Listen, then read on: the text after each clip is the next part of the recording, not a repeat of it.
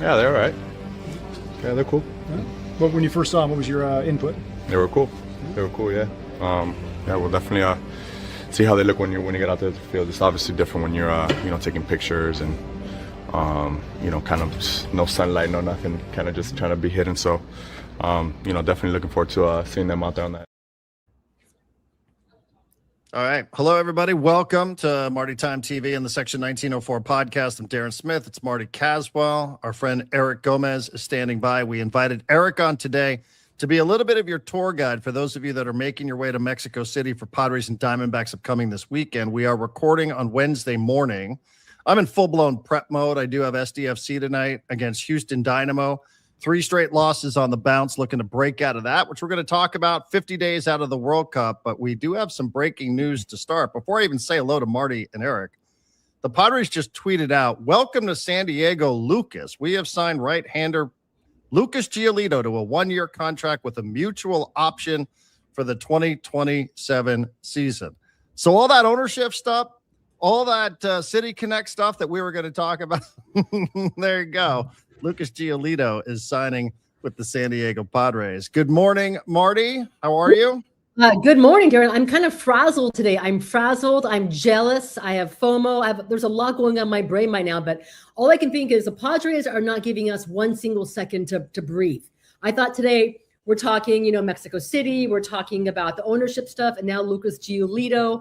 Walker Buehler goes tonight. I'm not sure Matt Waldron's going to make his next start for the Padres in the finale at Coors Field. But hey, let's go. Let's go, Padres.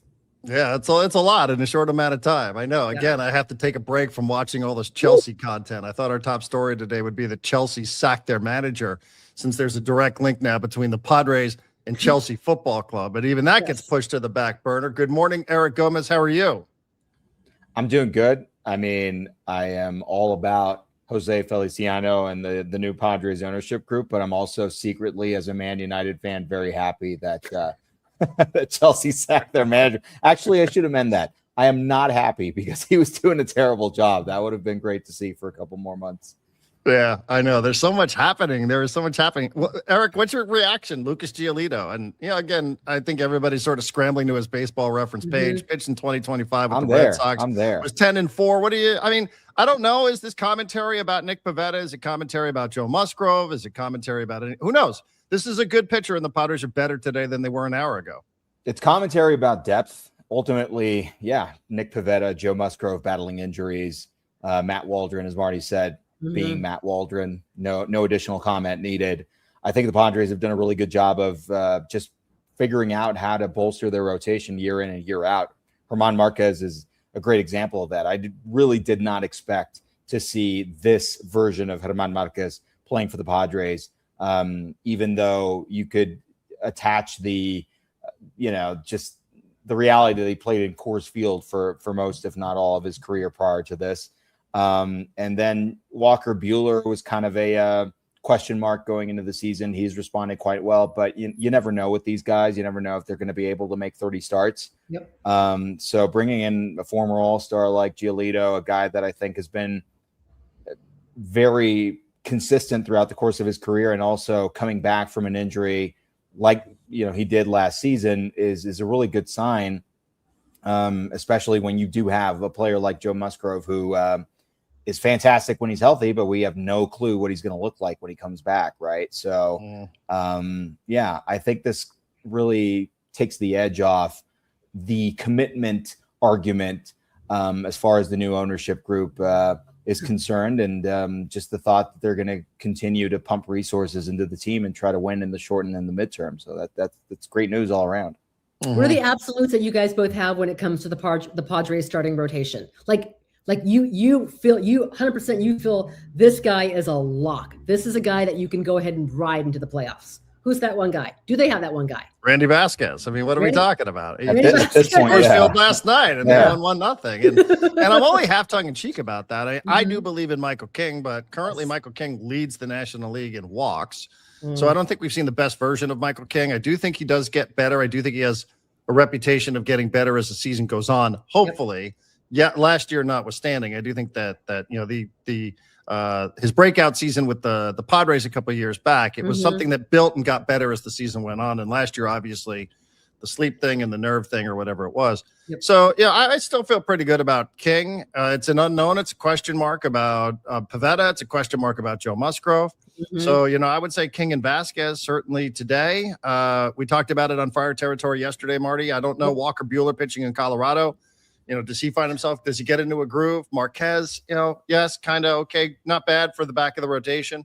But yeah, I do. I feel really good about what we're seeing from Randy Vasquez, and that's not recency bias because we've been talking about it all season. Right. But then again, if you're the Padres and you have playoff aspirations and you're eyeing that series against the Dodgers next May, you're not going to go with hope because hope doesn't get you too far. And I'm thinking what the Padres did a couple of years ago when they got Dylan Cease early in the season. When AJ Pillow didn't wait until the deadline you cannot wait until the trade deadline to acquire pitching, right? Because every single team was looking for pitching. So I think maybe this is more of an indication. Just say that I know what Craig Salmon said, weeks, months on Nick Pivetta. There is no guarantee that Nick Pivetta comes back. And if he did come back, best case scenario, there's no indication that he can be remotely the pitcher that he was before because he is dealing with something serious. Even with Joe Musgrove, whenever he comes back this season, it's not going to be the same Joe Musgrove that we expected from a couple of years ago. It's going to be different. It may not be that same guy, if ever, until next season. So if you're the Padres right now, you can count on Michael King. You're pleasantly surprised from what you're seeing from Randy Vasquez. And you're just hoping that either Buehler or Marquez can stick it out, can make a lasting impression. So I also want to jump in on what Eric said too about because you and I were on one of these shows. I don't remember which one it was, but when you're like, oh, they can't sign him, I was like, well, why can't they? Like, I don't want to hear this from ownership that they can't do this for financial reasons. And I don't know who it is. I don't know if this is something now that the sale is on the verge of being announced that is being influenced by the incoming owners, or if it's something that's sort of a parting gift from the outgoing owners. I don't know, but I think Eric's point is one that I don't want to miss because I was sort of openly second guessing or guessing, like being critical of them and saying they can do this. They're about to sell for $3 billion. That was before the deal. So I don't want to hear that they don't have money to go out here and do this. So whoever it was, Eric, I don't know who to give the credit to, but I do think credit is deserved here. I'm giving it to you. Yeah, it was us. Of course. I'm giving it to you. I'm giving you. Darren, it was your point because your point was nobody asked for this new video board, and then you talked about the merchandise that they're selling right now. And by the way, they're going to just print some money when they get to Mexico City. These are the hats they're selling for Padres D-backs in Mexico City. And by the way, Eric Gomez, after this interview, I want you to go stand in line because last time I was there, day one, they sold out of all the Padres gear, and that is a sweet looking hat. Oh, so the Padres are printing money, not just with their new City Connects, but of course what they're going to do when they get to Mexico City. So small task for you, okay? I wish I could show you. It's in a box over here in my spare bedroom. I have the I think it's like the Aztec motif Padres hat for the this upcoming weekend. All the New Era stores down here are decked out with the Padres and the Diamondbacks gear. There's jackets, there's shirts. I kind of want it all, honestly. But Darren, what do you want? Extra large? What do you want Eric to get you? Large. I'm a medium. Give him a medium, please. I mean, you're attacking me a week where I said I was insecure about how I looked on television. Here's the one. Here's the one I got. I'm not sure if that's. Let's see. Pull it out. Yeah. Pull it back a little bit. There we go. Oh yeah. Oh, that's the one I got. Look at you, San Diego State Aztec. I know. Yeah, exactly. Exactly. I like that. It all ties together. Here's a detail from AJ Caswell. Giolito will get game action at Single A Lake Elsinore, where he'll build towards joining the Padres. No set timetable, but per his contract, he will be added to the roster within 25 days. Wow. So he has to be added within 25 days. That per AJ Caswell of MLB.com. All right. That's good news there. So Darren and Eric, if you're the Padres, you want to squeeze what you can get out of Buehler and Marquez until those 25 days are up when he builds back up and hopefully he's ready to go. So that's good stuff. I know. I mean, imagine being Matt Waldron. You made one start. They're like, I know. We better go get this Giolito guy. Like, I know. We've seen enough from Matt Waldron. Yeah, we can't be doing this every 5 days. By the way, we gotta have a better plan. Real quick, before we on Buehler, because Buehler goes today right for the Padres. Yep. Correct me if I'm wrong. in his debut, didn't he combine no-hit the Padres Mexico City? Yeah, I was Andy there. Green I was there too. I didn't know you though, that. so I think I passed right by you or stepped on your toe or something. And Andy Green was manager. Couldn't they have saved Bueller for this trip, given his success and what he did to the Padres all these years ago? Let's go. Well, that was in Monterey. Baby. Oh, Monterey. I'm sorry. That was Monterey. Okay. Anyways. So that's quite a bit of difference when it comes to the altitude. I don't think anybody's getting no hit down here in Mexico City. no, just the opposite. I mean, we're betting if Tatis can't homer on this road trip through Denver and through Mexico City, then it might be time to ask some questions. All right, so there you go. That's some Padre news there. Eric, you live in Mexico City. As we remind people all the time, you're from here. And Marty might have to dip out at any minute because she said she's got her building manager coming to the house to fix I don't know what's going on. My balcony is crumbling into the ocean. It's going to happen into the bay any second. So like right now, if I just suddenly disappear, I was swallowed up by the... Okay. Typical PB establishment. Here he goes. You got a bunch of Padre fans that are making their way to Mexico City. We know the route by now. Yeah. I'm sure lots of people are going to be leaving out of CBX and leaving out of Tijuana. And they're going to be heading this direction. So I do want to use you to provide a little bit of advice. Let me start with this. Yesterday on Friar Territory, we had Jake Cronenworth, and I recommended that he go to Maximo Restaurant. Was that a good idea for me, or was that not a good idea? That was a great idea. I mean, we were just there. What was it? A month ago, 3 weeks ago. That was fantastic. It's kind of an open secret at this point. There are several restaurants in that Roma Norte neighborhood that I think a lot of folks that are trekking down from San Diego are going to want to hit up, and even Tijuana. You know, I tell my friends all the time, this is a pretty important food capital when it comes to even if you're not a foodie. It's just fantastic all the way around. But yeah, Maximo Bistro is one of the highlights for sure. I'm trying to remember what was the pasta dish that we had with was it like the ribeye or something like that? Oh, the pappardelle is like a short rib pappardelle. Oh man, short rib pappardelle. There you go. Yeah, I knew you wouldn't. I knew you wouldn't forget. So yeah, Maximo is going to be a great spot for Jake potentially to hit up if he has some time. It's not too close from the stadium. I tell people this all the time. Mexico City is a city in which, on any given day, there are 20 million people just kind of roaming around. We're all insane. I have no idea why we do it, but still. So it's going to take you a while to get from, I'm assuming the team's going to stay in Polanco as they did last time they were here. That's a 30-minute drive with traffic. And then from the Roma Norte neighborhood over to the stadium, if folks are thinking about that, that would be another 40 to 45-minute Uber ride because that's close to the airport, right? So you're just basically traversing the city from the eastern side to the western side. Roma's more kind of in the middle, and then you go back to the east, which is where the stadium is. So get ready for that traffic, folks. It's going to be fine, but still, it's pretty crazy. I would also argue that Campo Baja, and again, I'm a little biased being a Baja guy myself. That's a great restaurant. I love seafood, and I truly treasure any place down here because we're not by the coast where you can get good seafood. So Contramar is a fantastic place for that. It's the other one that I always go to. La Corriente.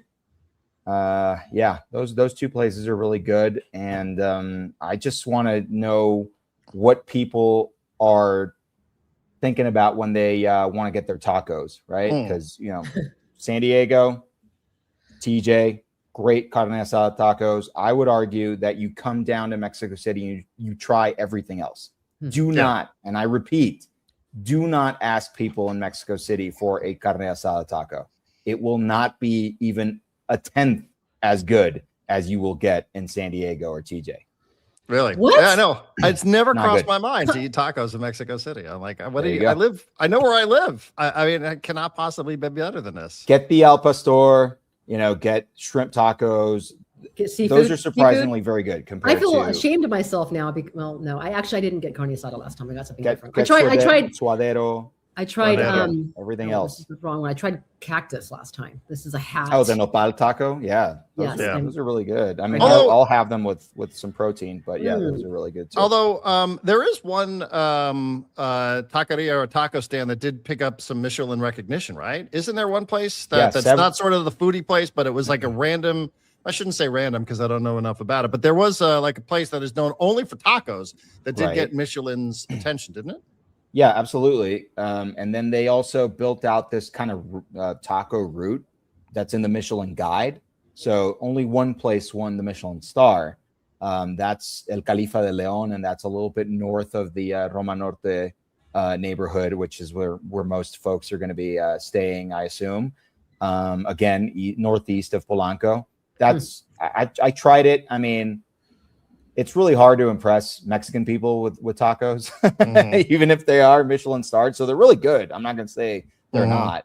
I have no idea if they're Michelin star worthy, but I would go to the Michelin Guide and check out the Mexico-City taco route or whatever. I can't remember what it's called exactly, but there are like 10 or 12 places on that list.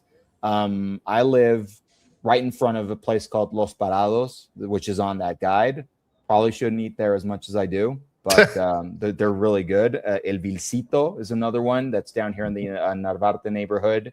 I'll write all this stuff down. I will tweet it out. I will put it on Blue Sky and everything, so folks can kind of put it on the notes of the show when we go underneath. Absolutely.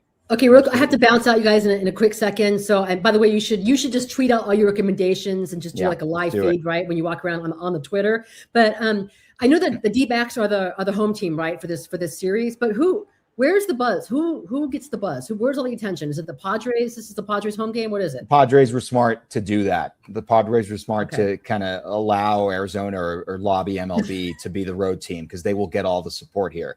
I've always said this. Ever since Alfredo bought part of the team, he's been really adamant about helping the team expand and market down here in Mexico City. When I moved here in 2012, late 2012, if I would go out to, Marty, we'll see you later. You'll listen to this part later. When I moved down here, I would go to the New Era stores. I would go to the sporting goods stores, check out the merch. It was all Dodgers. It was all Yankees, maybe a little Cubs, maybe a little Red Sox at the time. No Padres anywhere. The Padres over the last 10 years. I mean, so basically the AJ Preller era, the latter part of Ron Fowler and going into Peter Seidler and this current iteration of the team. They've built out a really nice little niche for themselves in Mexico City. There are more fans than ever before. The presence of just the great Latino players that the Padres have on their roster have really helped as well. Spanish speakers. I got to give props to their social media team as well. They do a really good job of reaching out to Latino fans in general, but folks down here in Mexico. And, I might not be the biggest fan of the City Connect jerseys. The new ones? Even the new ones. I like the coloring better on these. I like that it's more or less a kind of an homage to the 98 team in some ways, but we've had this discussion before, the lettering and the explanation that it's TJ taco stands, and it's really not. It's Mexico City lettering. The fact that they kind of rolled this out with a Dia de los Muertos theme, and it's March and April, and Dia de los Muertos is November the 2nd, which is like this very important date in Mexican culture. It's kind of all over the place, but I really appreciate the intent, and I think a lot of the fans down here do as well. So it's going to be a home game for the Padres, a home series, I should say. Yeah, and I'm with you on that. I mean, I love all those details. I do. Like I'm all about it, and certainly I don't want to come across like a different streaming show here in Southern California, which found itself in all sorts of hot water. But I said the same thing about Dia de los Muertos. I was like, wait a second. Imagine if some team, imagine if like Cholos decided, hey, everybody, here's our 4th of July kit. And it was November. You'd be like, wait a second. It's a bit odd. We're celebrating America. Yeah. That's right. But, even when they came out with their Dia de los Muertos kits, like it was in October, which was, very, very close to the day on the calendar. So I'm with you on that. And I just think it's, there's some clumsy things. Like referring to the, La Catrina as a mascot on a broadcast is probably not great. Maybe it goes over most people's heads. I don't know. I don't want to sound like, like that guy, but it's just been some of this has been a little bit clumsy. I think the rollout, but I agree with you. I think the intent was probably in the right place for them. It's just sometimes, even, the alt there, the friend, like it just is, I don't know. It just it seemed like it was a lot. Like, it was like, well, we've got to do this. And like, we're just going to go all in and just do this now. And, what difference does it make that we're doing this in April? It just, it doesn't matter. And Right. Who cares as long as we just push out and sell a bunch of jerseys as well. You brought up the ownership and I'm glad that you did. I don't want to forget about this before we move on. Alfred Harp Helu is one of the owners, we think, of the Padres. Now they're undergoing this entire ownership shift. Do you have any sense of what might be the future of his involvement with the Padres? Is there any sort of sense whatsoever? There's a recent piece about ownership and how much, in fact, Jose Feliciano Jr. and his wife, Conza Jones, are going to be owning. And it sort of sounds like Jose Feliciano is going to be a group, maybe not just an individual. Mhm. So there's a lot of guesswork and there's a lot of reporting out there. Dennis Lynn, voice of San Diego. What's the sense you get for Alfredo Harp Helu?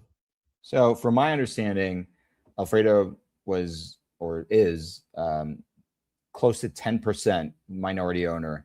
That's a stake in the Padres, which back in 2012 was ostensibly an $80 million investment for him, right? The team sold for $800 million, if I believe.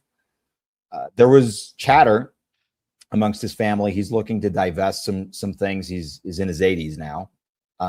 He's already kind of ceded control of his Mexican League teams because the man is the biggest baseball fan you will find anywhere. So he owns 2 Mexican League teams here in Mexico City and in Oaxaca to his eldest son. And there were some folks within the family who were considering cashing out because they knew that this would be a record-setting, sale for the Padres. That $80 million investment, if you're following along, if you're good at math, is worth $390 million now. So that's not nothing. It's a good amount of money for their family. I mean, Alfredo's a billionaire, but still, that's a good amount of money.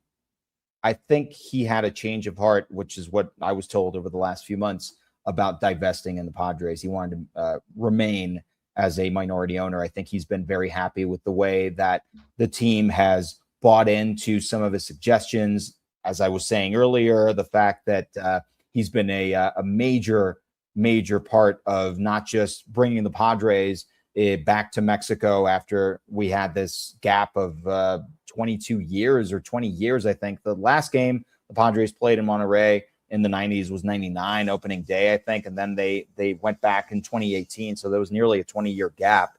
Alfredo has been a very, very big part of not just bringing the Padres, but Major League Baseball back to Mexico, as it were. And he wants to remain a part of that. I think his family wants to remain a part of that. As I said, they've been a massive force in growing the fan base down here as well. And whether that means that they will keep their 10% or bring it down to 5%, or maybe even invest a little bit more, who knows? That remains to be seen. But I do know that the initial proposal to kind of divest entirely from the team, that's off the table now. So somebody's going to have to come in and offer them, I would assume, more than that $390 million that 10% is ostensibly worth to make that happen. I don't think it's going to happen. I think they are very happy to be part of the Padres family, and they're going to continue to do so even as Alfredo continues to, again, divest and cede different parts of his business and sporting empire to the rest of his family. Yeah, one would think, too, that somebody's probably going to have to speak this weekend with the team in Mexico City. I don't know what the protocols are for press conferences there. He's going to be there. Yeah, and I don't know if Rob Manfred's going to be there or if anybody from the Seidler family will be there, or, would this be an opportunity for Jose Feliciano to look away from Chelsea Football Club, who are playing this weekend in the FA Cup semifinal against Leeds, to say, yeah, let me take a trip down to Mexico? I don't know. I mean, I would think somebody, if you're down there, if you're a reporter, somebody is, even if they give you a no comment, somebody's probably going to have to say something on the record. Any last minute do's or don'ts, by the way? Is Uber still a thing at the airport, or are they trying to? I always tell people, don't bring money, don't bring dollars down there. They don't really want dollars in Mexico City. Some of the cultural stuff changed. like Zocalo, Right. Chapultepec, all that stuff is very fun to do. Go do that sort of stuff. But what else, like culturally, would you just say avoid or do?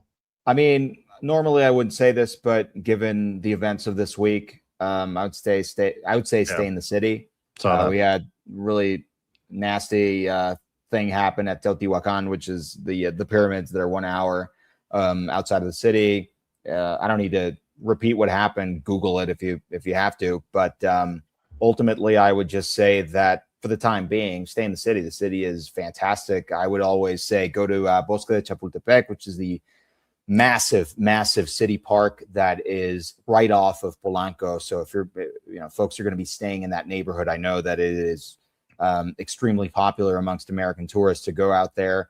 Mazarik, the big avenue that rivals Rodeo Drive in LA, for instance, with all these like luxury brands. Bosque de Chapultepec is a 5-minute walk from certain parts of Polanco.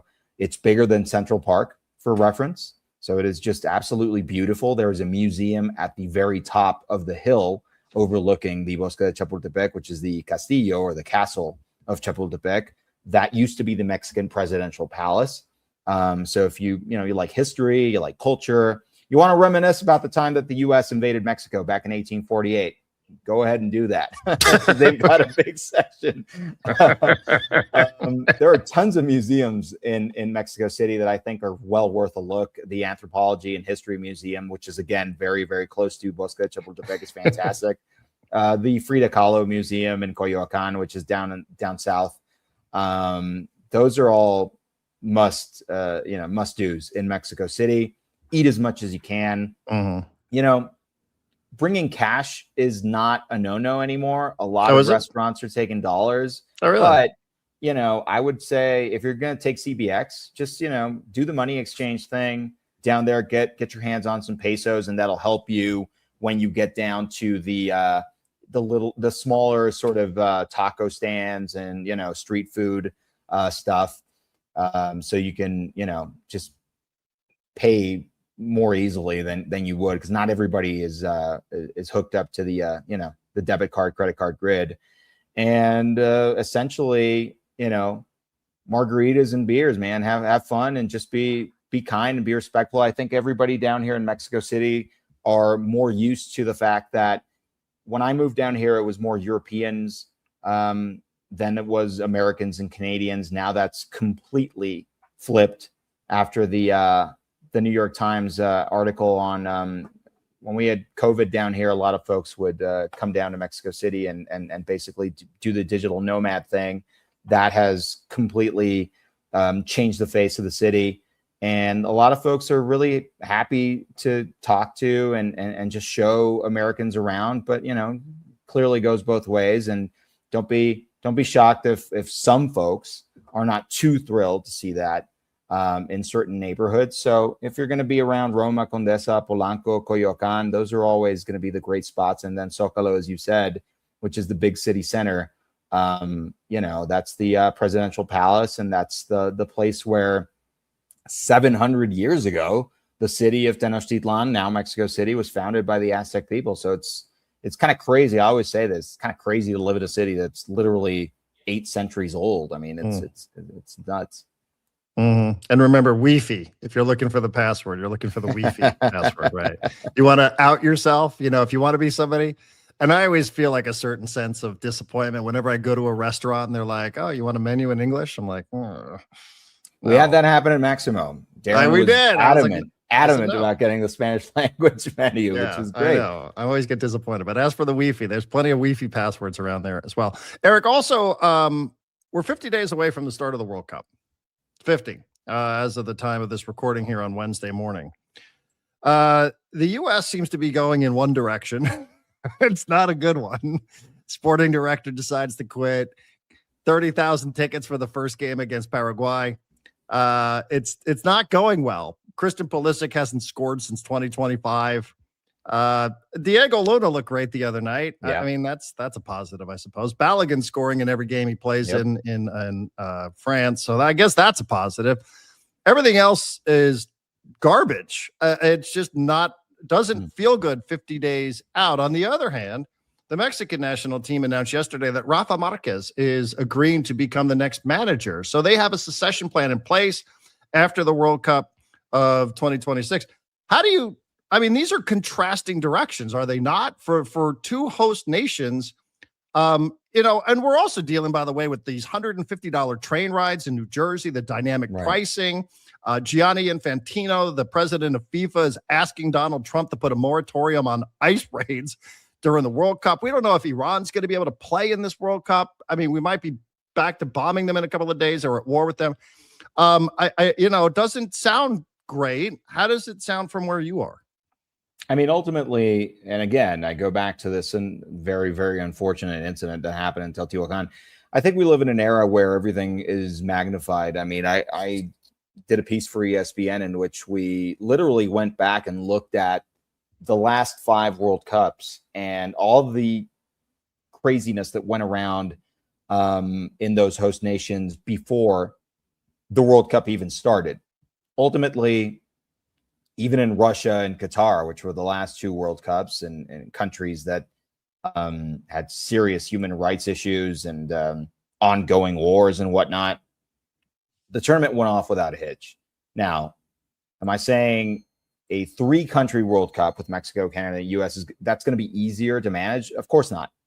We've got 48 teams now, so it's a larger tournament. It's going to be expensive as hell. We know that. You mentioned some of the issues there.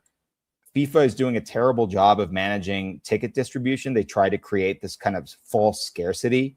I think we're into the 3rd or the 4th final round of ticketing at this point, and I would expect there to be more moving forward with better prices. So if you haven't bought your tickets yet, hold off, because I think there's going to be a very good chance that you're going to get tickets on, maybe not pennies on the dollar, but significantly cheaper than if you would have bought them to this point. That being said, I think we're going to, once the games start to happen, we're just going to forget about all of this other stuff. Right. That was my takeaway from that piece I did, knowing full well that there's going to be 104 games now. So for folks like you and me who love soccer, that's just going to be massive. It's just going to be fantastic to have all of these different teams fight it out and play for their country. And once you get into the stadiums and the ambiance around it and folks cheering around, it does kind of a 180 switch, I think, emotionally speaking, and just the way that everything is perceived. At least that's what I'm hoping is going to happen. We know full well that the issues that are plaguing mostly the U.S. and Mexico, I think Canada's been doing pretty well to this point, are going to continue as we move into the World Cup. And we may even have some incidents, unfortunately. But ultimately, I think we're going to remember the soccer over everything else. And, I've interviewed a bunch of people who preferred to travel to Mexico instead of the U.S. for certain World Cup games.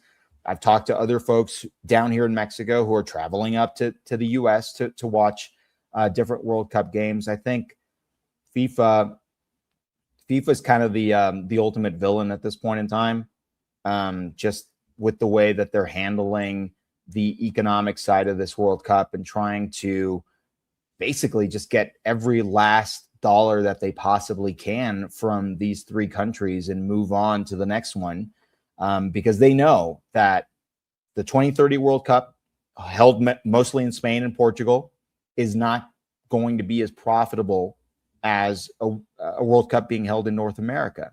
So I think, again, we're 50 days out. And then you mentioned the U.S. and Mexico going contrasting directions. I've been around this game long enough to know that, best laid plans, ... right? Right. Mexico can have this succession plan in place, which they do. They announced it back in 2024. They just made it official 50 days before the World Cup. but they've known for a while that Rafa Marquez was going to take over for Javier Aguirre, who ostensibly is going to go back to Europe and finish out his career managing clubs there. Rafa Marquez is a guy that they are very high on. He was coaching Barcelona's youth team, doing a very good job of developing talent and just basically winning games out there. We've seen top-tier managers come into the Mexican system, come into the U.S. and not do well, right? So all that resume, all that experience, and all that being around this current group potentially means nothing if we get to next summer in 2027 and Mexico doesn't do well in the Gold Cup or the Nations League, right? So I wouldn't put too much faith into that, as I would, on the flip side, say it's not looking good for the U.S. right now, but there's always a chance that you put it together for the actual tournament. I know that Mauricio Pellegrino is not going to be with the U.S. beyond the World Cup, it looks like, and he's going to go back to Europe. Right. Pochettino, sorry. Yeah. I think he's this close to taking over Sevilla, right? Or Sevilla, Real Madrid. I mean, who knows? Maybe on the back of Chelsea, Tottenham, if they don't get relegated. But I would say that the U.S. has a very good group of young players, and they've done a really good job ever since the Klinsmann era of cultivating a lot of this young dual national talent. That pipeline is going to continue to create opportunities for the U.S. to grow in the international game. They're competing with Mexico. They're competing with Canada. They're competing with the UK and France and Germany for a lot of these players. And they're doing a heck of a job, honestly, of recruiting, I would say, the cream of the crop there. You could have bad luck with Pulisic. I mean, his teammate at Milan is Santiago Jimenez, the Mexican striker who was doing so well up until last year.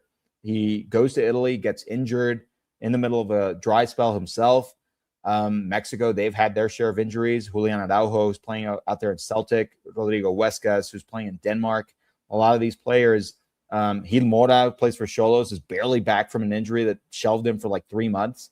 I would say that neither of these two nations have a good chance of moving beyond, the round of 16, I would say, for this World Cup. But if they play their cards right, and that's a big if, they've got a good shot at growing these younger generations towards 2030 and really building towards trying to make a bigger splash by the time we get to the next World Cup.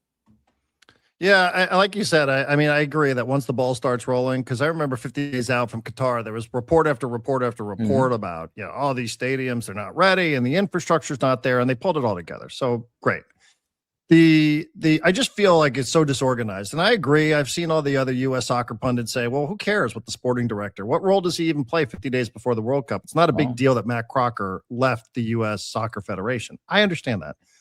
But it's just the appearance of, I don't want to have any attachment to this. So I'm going to get out of here ahead of schedule, even though he's making a fortune, apparently getting paid way more to go to Saudi Arabia than he was making with the U.S. Soccer Federation. So it's the appearance, I think, of it all. I would also ask you, do you just think it's strictly a pricing thing? It was reported by The Athletic this week. There are 30,000 seats available for the USA's opening match against Paraguay. And I like those tickets are incredibly expensive. I don't know what it is for the opening match in Bonanorte or the Azteca. Right. But I can't imagine that fans aren't going to fill that building and that's going to be an issue. That's not going to be a storyline there. I don't think it's going to be a storyline in Canada, but it is a story here now. Like 50 days out, there's 30,000 tickets available for the U.S. men's national team's opening match of the World Cup. Whoever's in charge of FIFA's ticketing department probably needs to be fired at this point. There are tickets available for that game June 11th here in Mexico City, as you mentioned. They're trying to create, as I said, a false scarcity of tickets. And they assumed that the demand would be so great that people all over the world would pay whatever it was that FIFA wanted for those tickets. And that has turned out to not be the case. I think a lot of folks, a lot of colleagues have done really excellent work when it comes to reporting this idea that FIFA had initially of, creating a tiered system of tickets and selling tickets at a very, very high price. ESPN, The Athletic, a bunch of other outlets have done really good work on this. And I think it's coming back to bite them, especially on the U.S. side of things, which, that's where the bulk of the games are going to be held. So you really need people to come through for you in terms of buying tickets and buying merch and just being all in on the tournament. And that's just not happening. We've seen plenty of matches in Kansas City, in Boston, in New York, in LA, Miami even, which is this very big. I was just in Miami a couple of weeks ago, big Latino hub with a lot of people that are very excited about the World Cup. They have not sold the amount of tickets that they expect for certain matches, even with heavy hitters. I mean, Kansas City is a city that's going to have Argentina, England, and the Netherlands have their training camp there, right? I mean, Argentina is going to be playing there, and they still haven't found a way to really kind of, and I mean FIFA, not the city itself. The city's doing a fantastic job of organizing. FIFA is not doing a good enough job of creating hype around those matches and selling those tickets. So again, I'll say it again.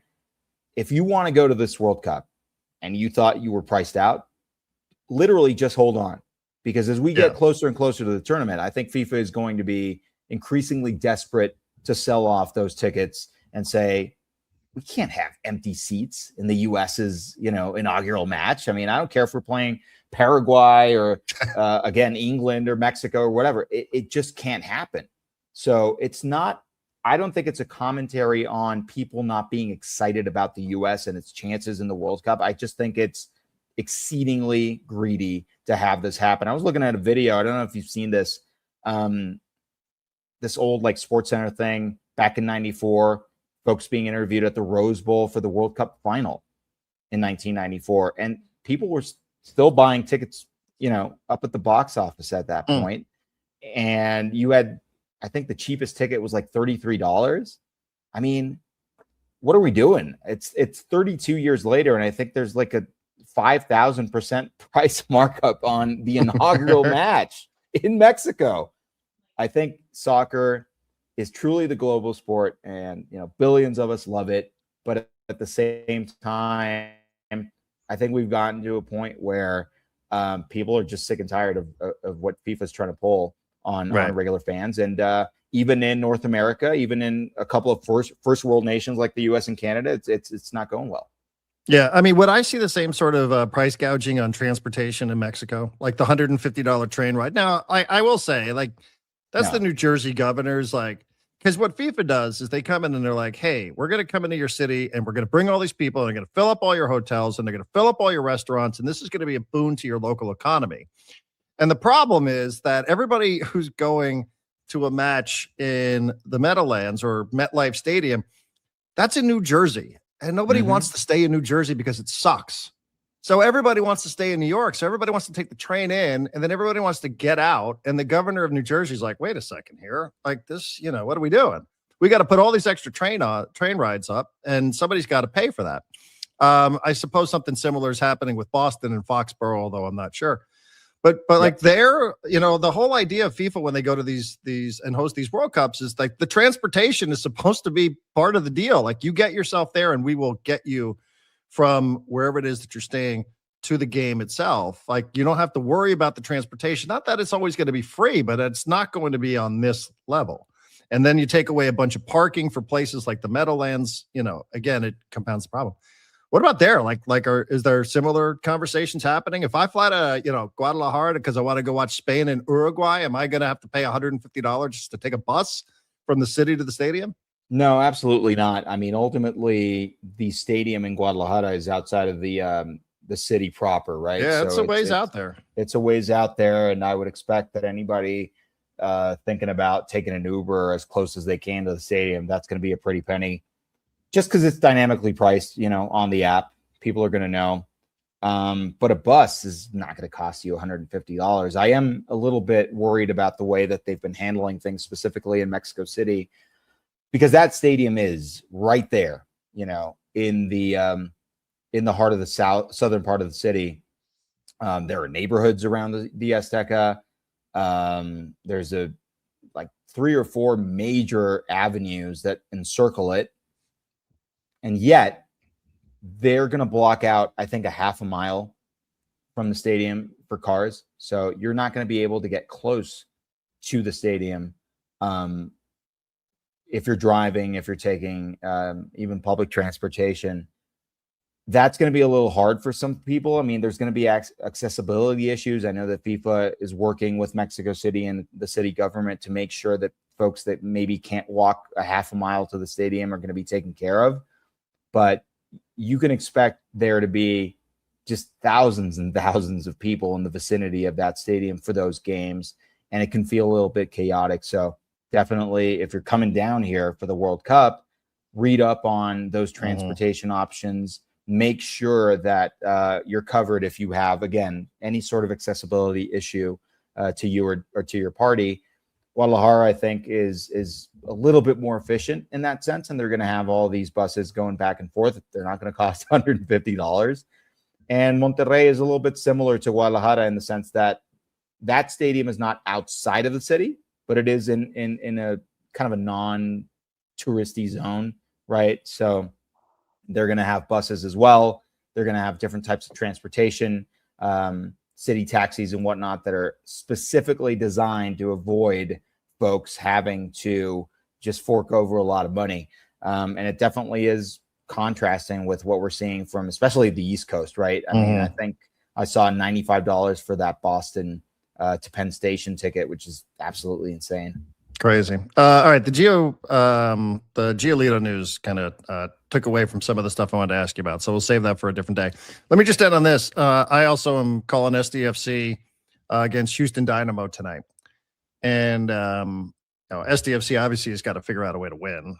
3 on the bounce here, 5 overall without a win. 3 losses on the bounce, I should say, and 5 overall. As I'm preparing for Houston, unlike last year, because Hector Herrera was with Toluca for the last couple of seasons, he is back with Houston Dynamo. And he is somebody much like yourself with Tijuana roots. Right. I wonder if you can, tell us, I don't know, top 10, top 5 player all time, maybe for Mexico. If you could talk to us. He's got a son who's in the Houston Dynamo Academy. If you really want to feel old, I mean, he's got a 15-year-old son who's been called up by one of the youth national teams. Tell us a little bit just about, this is an opposing player, obviously, but I would love to learn a little bit more and for our listeners about Hector Herrera tonight, who we'll see, I think, on the field against SDFC. Yeah, Hector was born in Rosarito, which back then was a part of Tijuana proper, right? So I think that's it's not that he didn't grow up in Tijuana or close to Tijuana, because everybody in San Diego will know that Rosarito's on a good day, a 25-minute drive from Playas, right? From the western side of TJ.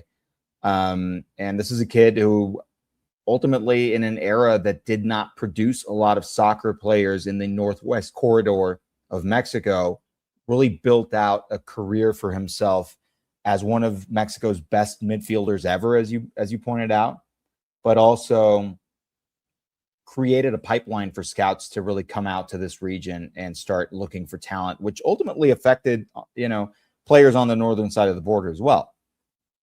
The effect that Hector Herrera has had, on, TJ in San Diego has opened the door for players like Paul Arriola and Joe Corona, former Xolos greats, and has allowed players from this region to go and play for Liga MX teams. So I know Gil Mora was not born in Tijuana. He was born in Chiapas, and he's the son of a former player.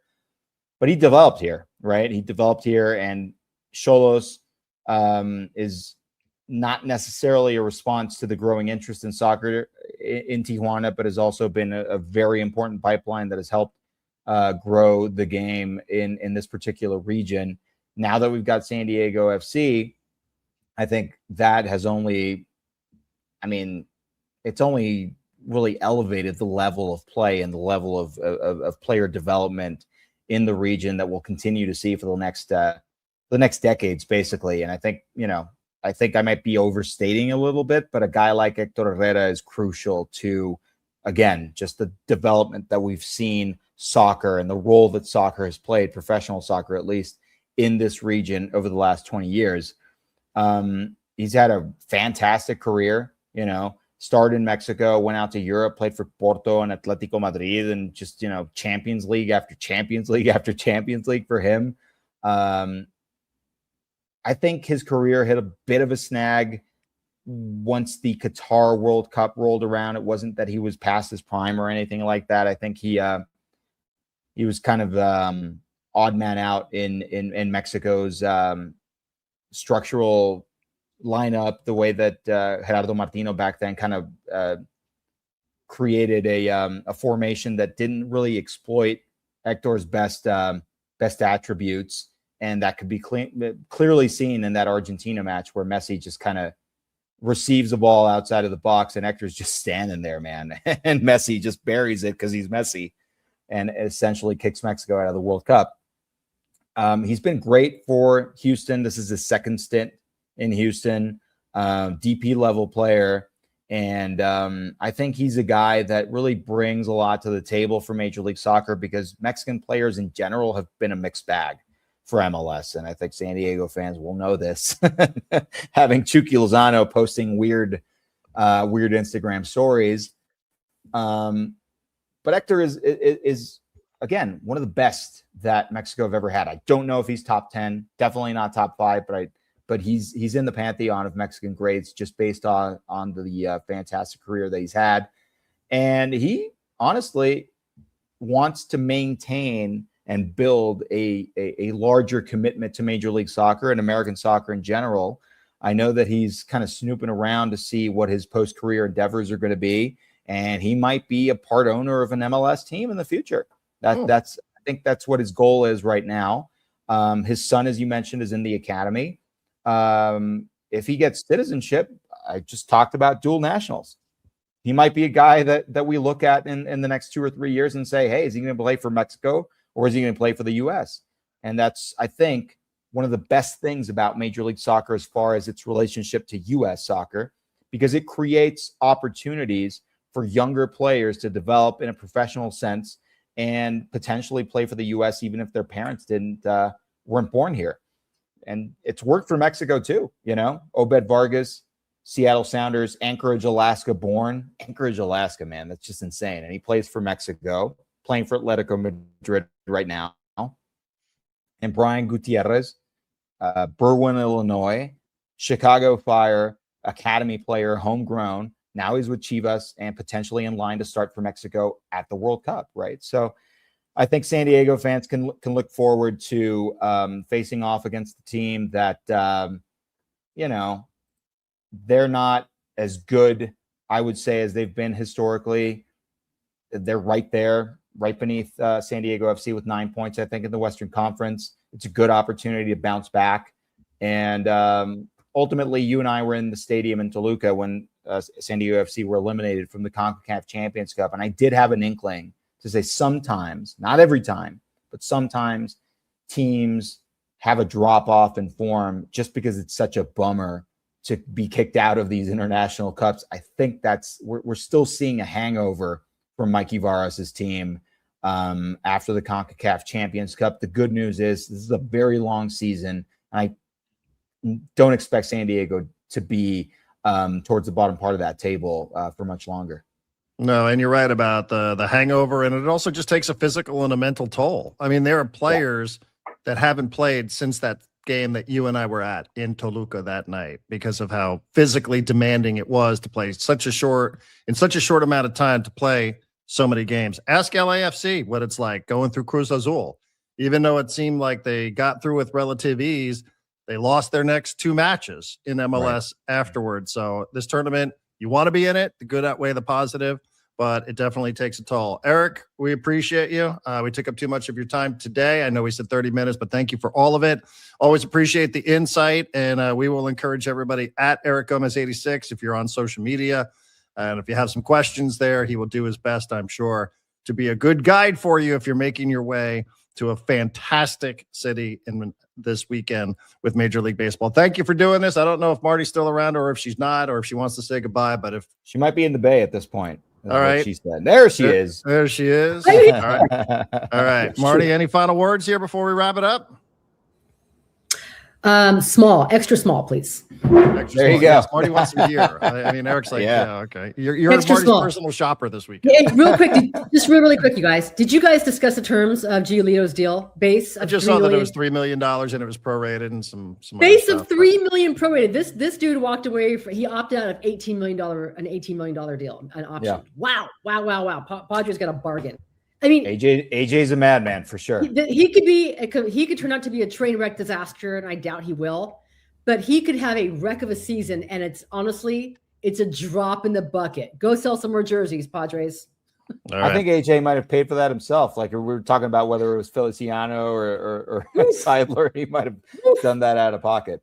Yeah. All right. Well, that'll do it. Eric Gomez, thank you very much. Marty, good to see you. We You too. appreciate the all-new Hamul Casino Resort, the Players Place. Thank you as always. We will make this available. This is on YouTube. You can subscribe. You can also find it on Substack, Apple Podcasts, Spotify, and other places as well. Marty Time TV and the Section 1904 podcast. Thank you very much. Enjoy the rest of your day. And I'll be on the air 5 o'clock if you're listening to this on Wednesday. 5 o'clock pregame on 760, iHeartRadio app. And hopefully we'll be talking about an SDFC win against. By the way, how about this real quick stat for as bad as it is? Everybody's like, oh my God, it's such a disaster. 3 points over the next 2 days, and they're exactly on the same amount of points that they had through 10 games last year. Just some food for thought. So they were 14 points through their first 10 games of 2025, and then went off to set all these expansion records. If they win one of their next two, Houston, Portland coming up this weekend, they will have the same amount of points through their first 10 games as they did in 2025.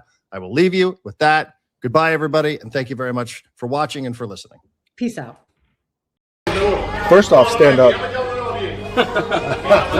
I'm just gonna do it because you have way more years than me in the show. That's right, repeta. Hey, coming off first week of the season, Fernando, how do you feel the energy of the team is building as the season is progressing? Feel great. Una palabra nada más? Nice, that's how I would do it.